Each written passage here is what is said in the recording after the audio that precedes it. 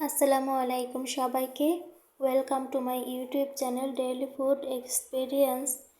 আশা করি আপনারা সবাই ভালো আছেন। তো এই শীতে ঠান্ডা ঠান্ডা মৌসুমে গরম গরম নারকেল পুলি কারই না ভালো লাগে, সবারই ভালো লাগে। আর যারা যারা এই নারকেল পুলি পিঠাটি বানাতে পারেন না তাদের জন্য আজকে আমার এই ভিডিওটি দেখার পর আশা করি সবাই সুন্দরভাবে বানাতে পারবেন। চলুন তাহলে প্রস্তুত প্রণালীতে।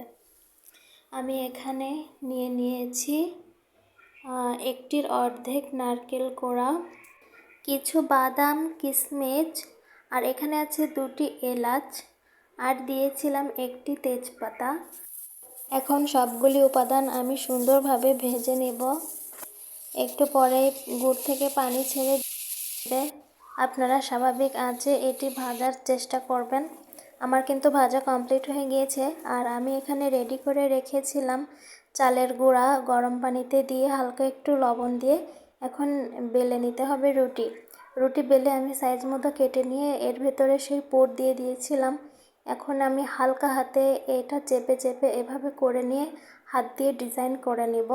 আপনারা চাইলে হাত দিয়ে ডিজাইন না করতে পারলে, অনেকে পারে না, মেশিন দিয়ে করতে পারেন। দেখুন আমি কিন্তু হাত দিয়ে সুন্দর ডিজাইন করে নিয়েছি।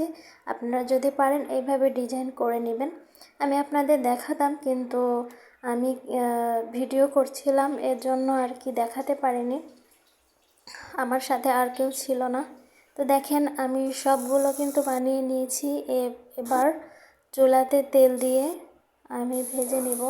তেল গরম হলে পিঠাগুলি দিয়ে দিয়েছি। এখন লাল লাল করে ভেজে নিলেই পিঠাটি হয়ে যাবে। দেখুন আমার ভাজা কমপ্লিট হয়ে গিয়েছে।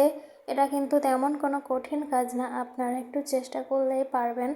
একটু কষ্ট হবে, কষ্ট না হলে কিন্তু কোনো কিছুই করা সম্ভব নয়। তো দেখেন আমি এখন আপনাদের একটা পিঠা ভেঙে দেখাচ্ছি। এটা কিন্তু খুবই সুস্বাদু পিঠা, একটি ঐতিহ্যবাহী। গ্রামের মানুষ শীতের মধ্যে এমন গরম গরম ধোয়া ওঠা পিঠা খেতে অনেক পছন্দ করে। তো আমার ভিডিওটি যদি আপনাদের কাছে ভালো লেগে থাকে তাহলে লাইক সাবস্ক্রাইব করে আমার পাশে থাকবেন। সবাই ভালো থাকবেন, সুস্থ থাকবেন। আল্লাহ হাফেজ।